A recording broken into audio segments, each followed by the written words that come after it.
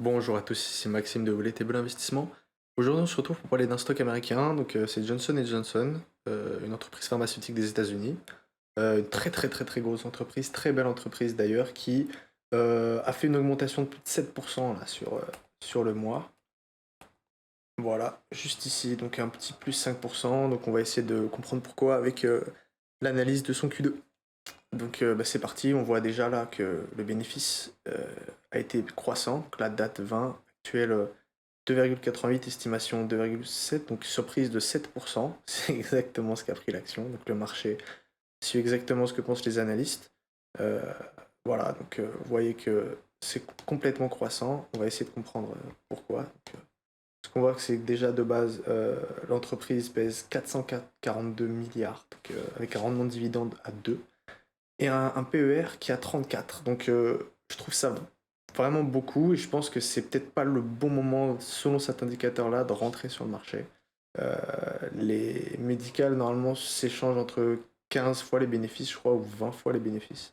Maximum, enfin que ce soit, si je me trompe pas, les entreprises telles comme Sanofi, par exemple, qui, elles, voilà, s'échangent à 15 fois les bénéfices, par exemple, ou AbbVie, j'imagine, qui doit aussi à Vie qui se délange aussi à 33 les bénéfices, mais à Vie c'est différent, elle compte beaucoup sur ses brevets. GNJ donc, déclaration, donc on voit là le cash qui, bon par exemple sur le premier semestre a diminué, mais je m'inquiète pas parce que je vois que sur le dernier semestre c'était la même chose, donc on sait pas exactement pourquoi, fonds provenant des opérations, le fonds de roulement A.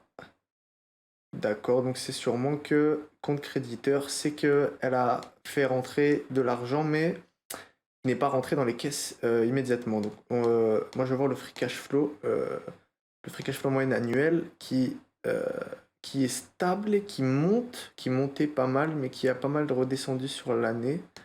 Donc, on voit que niveau trimestriel, ça n'a pas été incroyable, incroyable. On dirait qu'ils perdent de l'argent.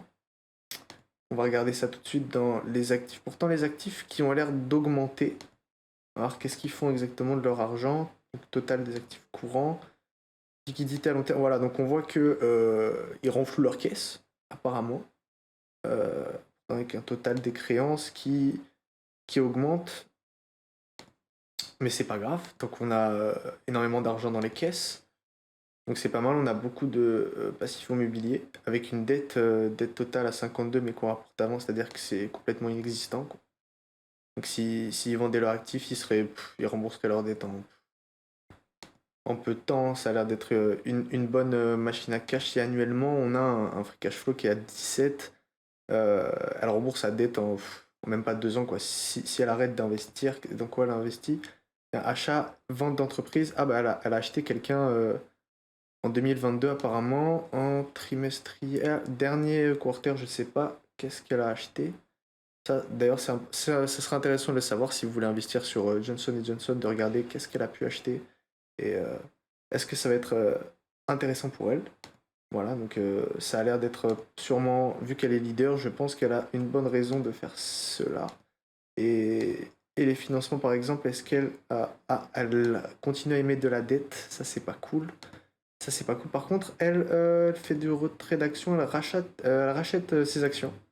D'accord, avec un cours, donc elle fait du rachat pas massif parce que c'est peu d'argent, mais là, par exemple, elle a vu que l'action avait l'air peut-être sous-évaluée selon eux et ils ont fait un rachat massif bah, qui m'a eu l'air d'être assez intelligent, hein. En mars, l'action cotait à 150 si je me trompe, et les dividendes qui stagnent, qui baissent même, je serais tenté à dire bizarre, euh, sûrement dû aucune idée, hein, des dividendes qui ne montent pas, donc est-ce que ce serait intelligent? Pourtant, ils ont les moyens de payer ce dividende, Euh, ils ont les moyens, mais je vois qu'ils investissent énormément. Tout l'argent qu'ils récupèrent est investi dans l'achat, la vente de placements et surtout dans des biens. Ils achètent des biens. D'accord. Le dividende par action qui monte, mais l'entreprise monte bien plus et pourrait avoir un rendement bien plus élevé, même si elle a un ratio de paiement de 60% qui m'a l'air pas mal. Sûrement qu'elle pourrait vous donner 5%, alors qu'elle a, si on avait vu, c'était 50 000 en... Non, 30 000, elle a 30 000 en liquidité, donc elle peut totalement rembourser sa dette, augmenter les dividendes. Euh, Johnson Johnson m'a l'air complètement compétitif, avec un revenu qui augmente, bon, qui stagne à peu près maintenant. Peut-être elle est arrivée à maturité de performance. Voyons donc son analyse financière dans Voyons donc son analyse financière dans le Q2. On voit report sales, donc on voit que ça a augmenté comme on l'avait vu, donc de 6,3%. Ce qu'on peut voir, donc, c'est aux États-Unis que ça a augmenté, à l'international aussi, d'accord. Donc là, on peut voir exactement dans quoi.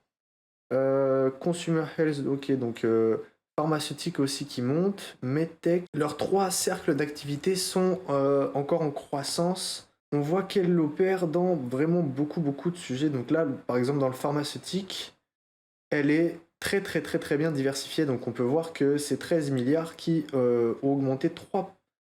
On a eu une augmentation de 0,7%. Donc c'est pas mal sur un seul secteur, le secteur de la pharmacie. Sur les medtech, on voit aussi qu'elle est diversifiée, mais pas autant. Elle a 50% et ça a augmenté d'ailleurs.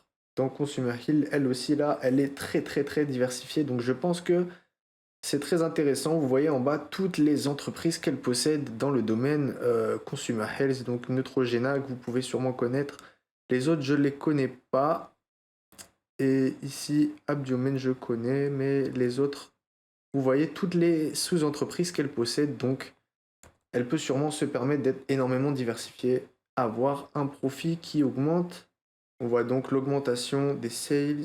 D'accord, donc c'est devenu bien plus gros. L'entreprise aurait gagné 600 millions en plus sur le second quarter. Donc là, on voit exactement, c'est beaucoup plus parlant en voyant que la dette nette ne fait que 17 milliards et les free cash flow représentent environ 5 milliards. Donc on voit que en moyenne, si elle voulait rembourser sa dette sans payer tous les dividendes, elle n'aurait juste à le faire en 3 ans. C'est complètement peu, surtout pour une grosse entreprise calée non pas dans le domaine de la tech.